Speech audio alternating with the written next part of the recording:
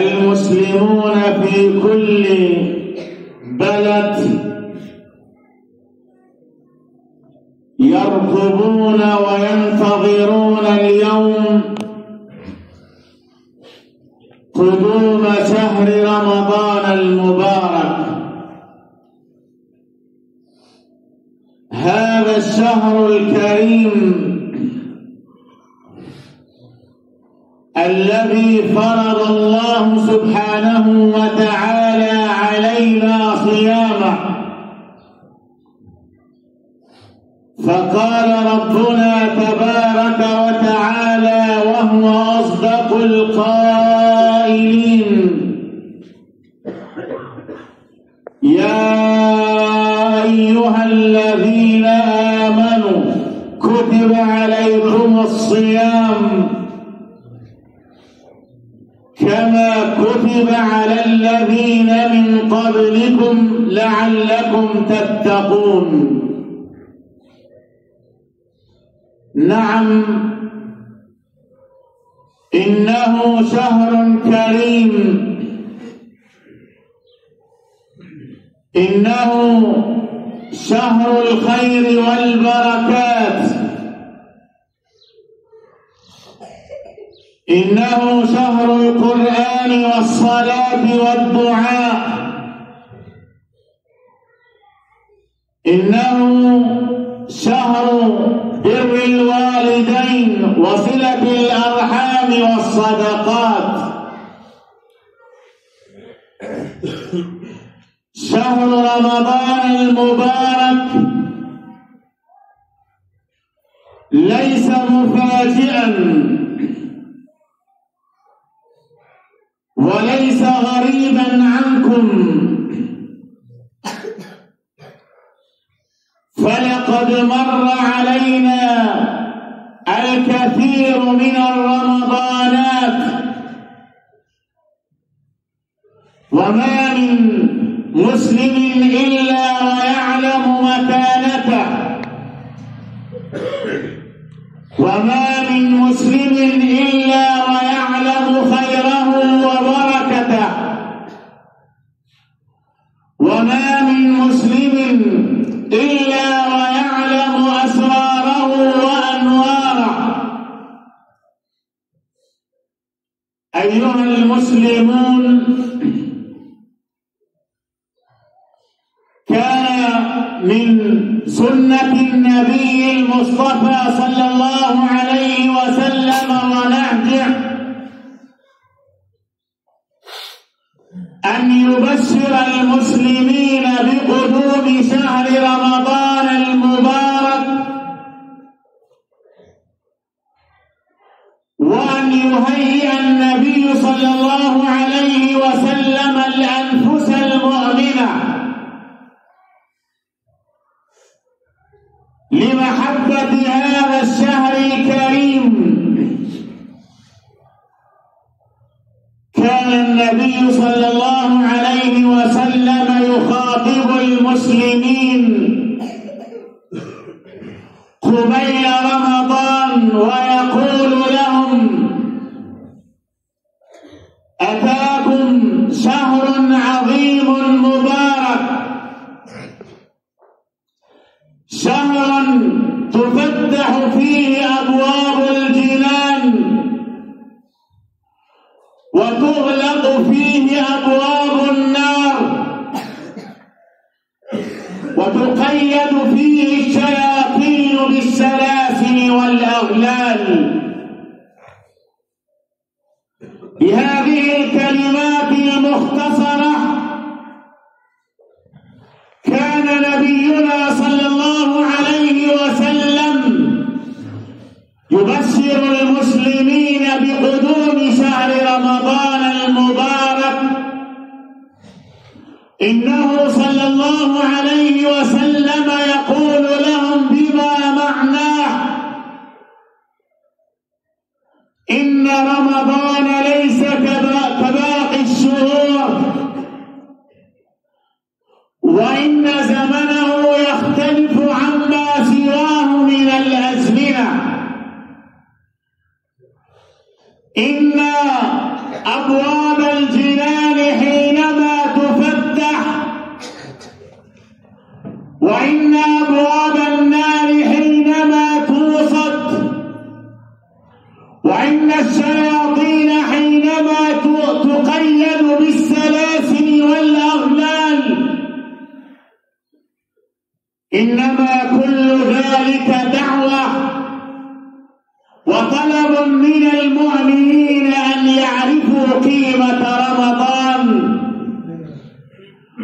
وأن يعرفوا مكانة رمضان، وأن يدركوا أهمية هذا الشهر العظيم، لأنه فعلا عند الله عظيم. والسؤال الذي يطرح نفسه الآن: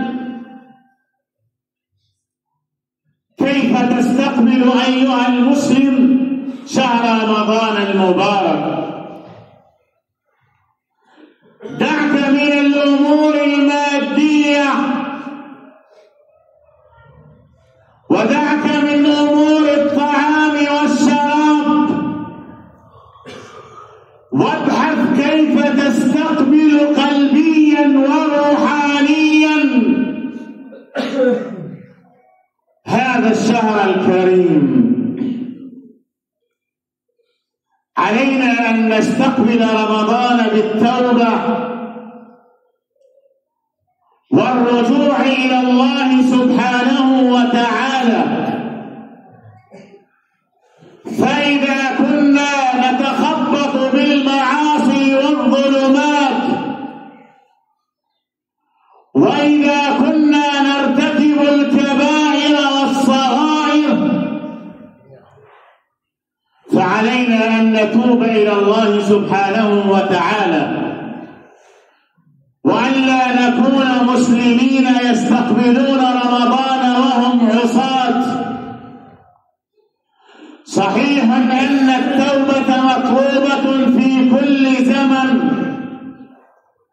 ولكنها في رمضان تحلو. صحيح أن المؤمن يجب أن يبتعد عن الذنوب في كل وقت وحين، ولكن التوبة في رمضان آكد. هيئ هذه النفس بأن تعلمها بأن الأجر في رمضان مضاعف، وأن الصوم أجره عظيم. وعلم هذه النفس القيام، وأن لا تكون متكاسلا مسترخيا متى ما أفطر عند الغروب استرخى وطلب الشراب والملذات، وحرم نفسه من التراويح وقيام الليل. خاطب هذه النفس وقل لها: من صام رمضان إيمانا واحتسابا غفر له ما تقدم من ذنبه، ومن قام رمضان إيمانا واحتسابا غفر له ما تقدم من ذنبه. قل لنفسك أيتها النفس: أنا الباحث عن المغفرة في رمضان، وأنا الباحث عن رضوان الله في رمضان، وأنا الباحث عن توفيق الله عز وجل لي في رمضان. حدث نفسك بأن رمضان المبارك هو شهر القرآن، فإذا كان في باقي الشهور مصحفك يعلوه الغبار لإهمالك، لتكاسلك، لعدم عشقك لكتاب الله عز وجل، قل لهذه النفس: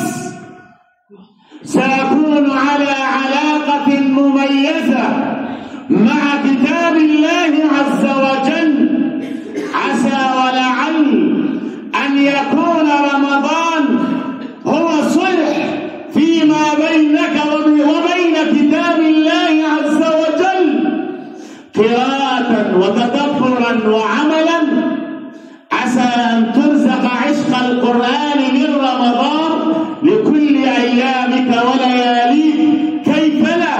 والصيام يشفع والقرآن يشفع. قال رسول الله صلى الله عليه وسلم: الصيام والقرآن يشفعان. يقول الصوم: يا رب منعته الطعام والشراب لأجلي فشفعني فيه. ويقول القرآن: يا رب منعته النوم لأجلي، كان يسهر على قراءة القرآن فشفعني فيه.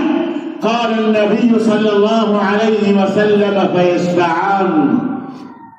فكيف تنسى صيامك وكيف تهمل قرآنك أيها المسلم بعدما سمعت من حبيبك محمد صلى الله عليه وسلم أن الصيام وأن القرآن يشفعان؟ من الآن وقبل رمضان بساعات هيئ هذه النفس لرمضان، هيئ روحك لرمضان، هيئ قلبك لطاعة الله عز وجل. اللهم بلغنا رمضان، وهنئكم بهذا الشهر الكريم.